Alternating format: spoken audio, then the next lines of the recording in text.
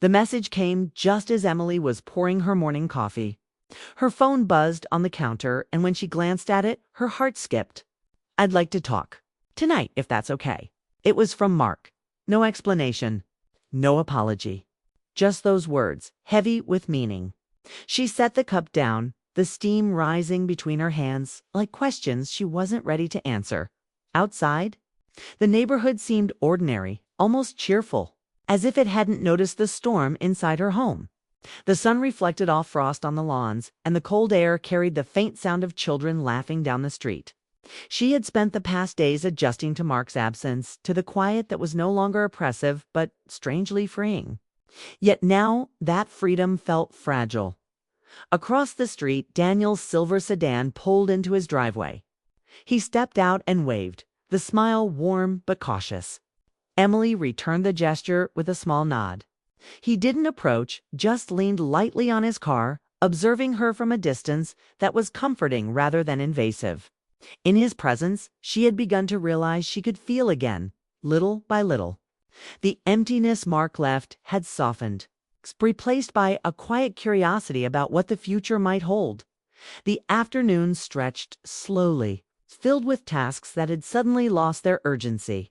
Laundry, groceries, dishes, mundane chores that once felt like walls around her now seemed like gentle routines keeping her grounded. She watched the sky darken early, winter moving quickly, and felt a subtle tension in her chest. The moment of truth was approaching. Tonight, Mark would come home. Daniel knocked lightly on her door just as the first streetlights flickered on. She opened it slightly, startled. "Hi," he said, holding nothing this time. "You okay?" Emily hesitated. "I think so. It's tonight." He nodded, understanding more in a glance than words could convey. "Do you want to talk or just breathe for a bit?" She smiled faintly. "Breathe, maybe."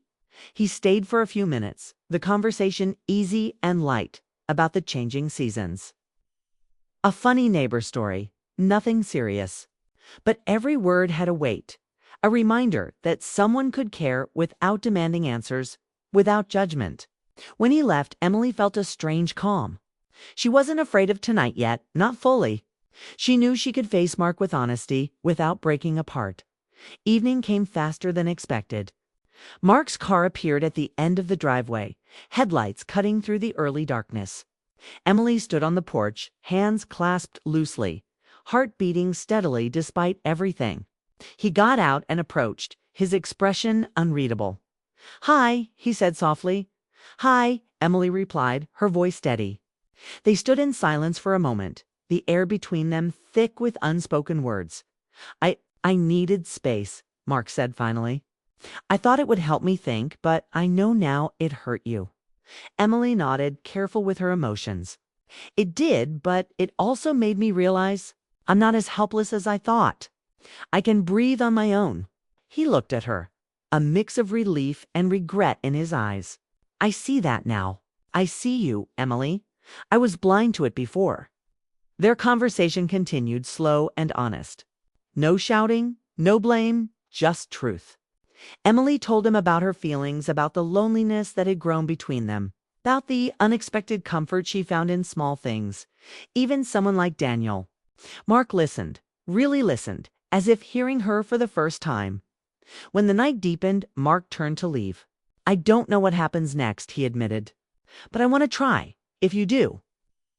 Emily paused. She wanted to reach for him, to embrace the past they shared, but she also felt the weight of her own growth. She understood that life didn't pause for reconciliation. It moved forward with or without answers. "I need time," she said softly, "but I'm willing to see where this goes." He nodded and left the porch light casting long shadows behind him. Emily closed the door slowly, feeling a strange mixture of hope and uncertainty. Tonight wasn't the end. It wasn't even a beginning, not fully.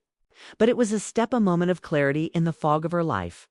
After the door clicked shut, she walked to the window and saw Daniel's light still on across the street. He waved, and she waved back, a small smile breaking through her lingering tension. She realized that no matter what happened with Mark, her world had changed. She wasn't alone anymore.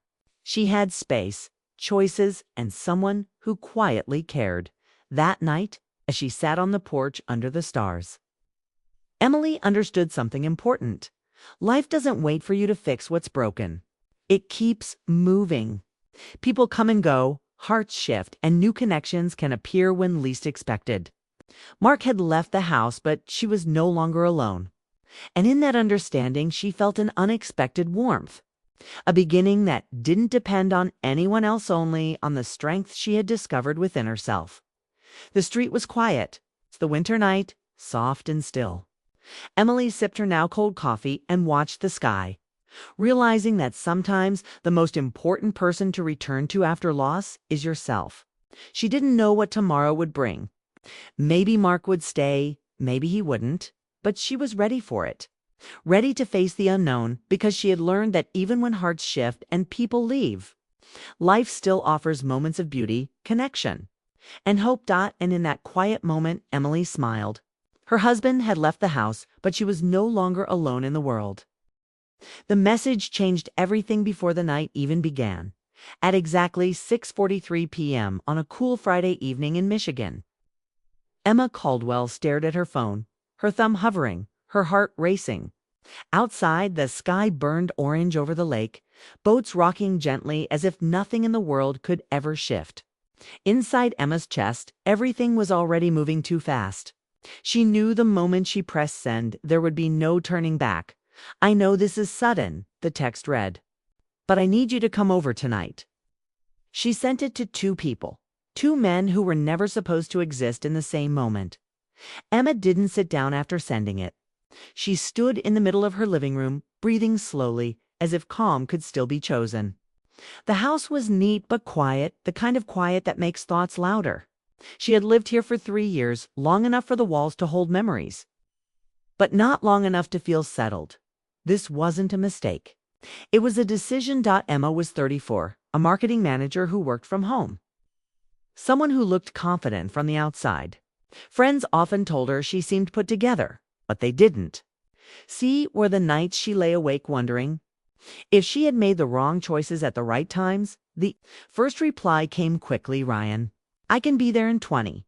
Her stomach tightened. Ryan Walker was her past.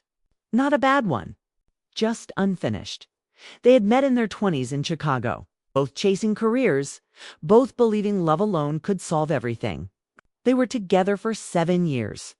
7 long, meaningful years filled with shared apartments, road trips, late-night talks, and arguments that never quite reached resolution.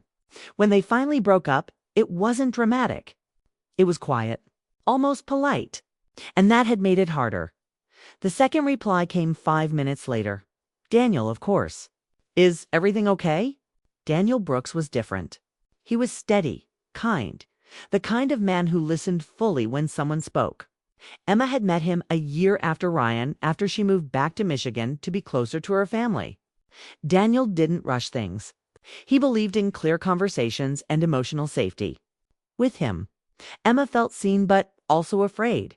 Afraid because she hadn't fully let go of what came before. Emma put her phone down and moved through the house, opening a window, letting cold air in.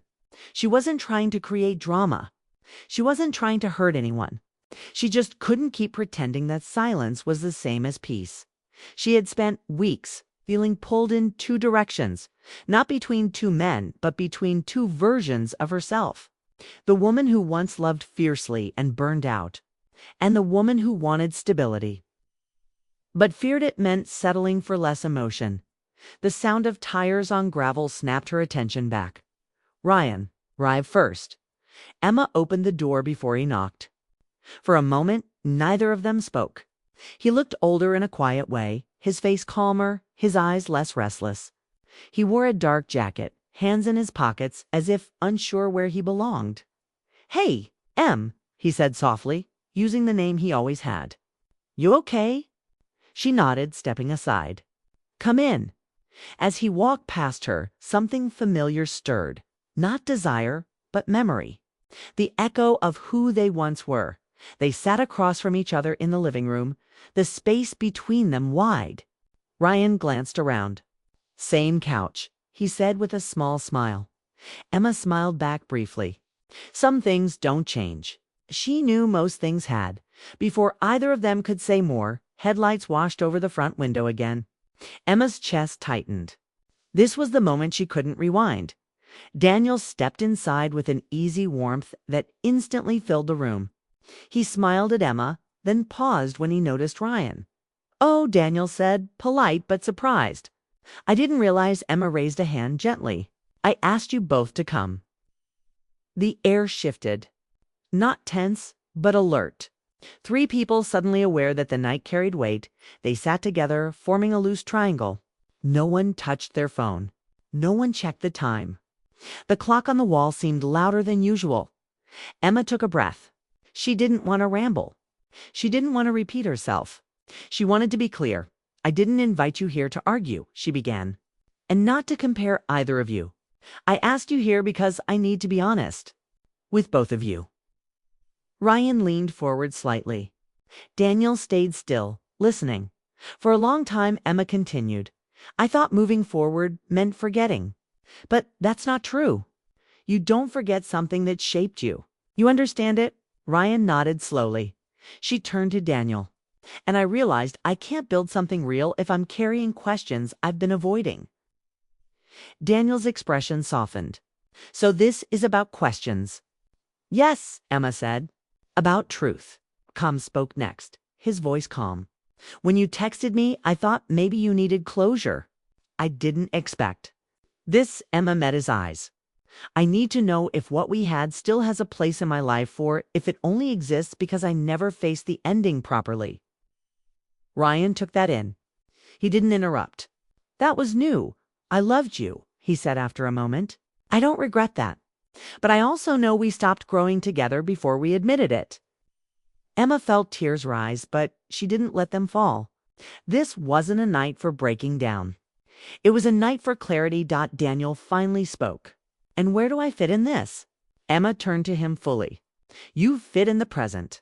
You've given me honesty and safety, and I care about you deeply. But I need to make sure my heart is fully here before I ask you to trust it." The room stayed quiet. Not awkward. Just real. Outside, the wind moved through the trees, carrying the sound of leaves scraping the ground. Time felt suspended, like the world had paused to listen. Ryan stood slowly. "I think," he said, "this is the conversation we never had when we should have. And I'm glad we're having it now." Emma stood as well. "So am I." Ryan smiled, not sadly, but with acceptance. "You didn't ask us to come over to choose. You asked because you were choosing yourself." Emma nodded. As Ryan moved toward the door. Daniel watched him, then looked back at Emma. Nothing was decided yet, but something important had begun. And Emma knew that by the end of this night, one chapter would finally close, making room for something honest to begin.